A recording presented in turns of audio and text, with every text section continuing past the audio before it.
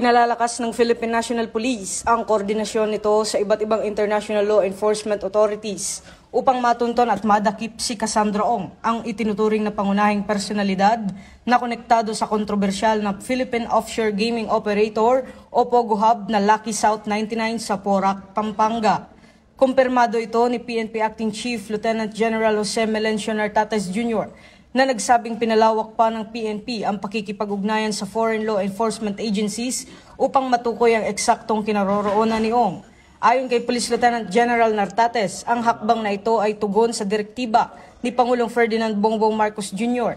sa gabay ni DILG Secretary John Vic Rimulya na paigtingin ang law enforcement actions laban sa mga illegal na POGO operations at tiyakin ang pananagutan ng mga sangkot sa human trafficking.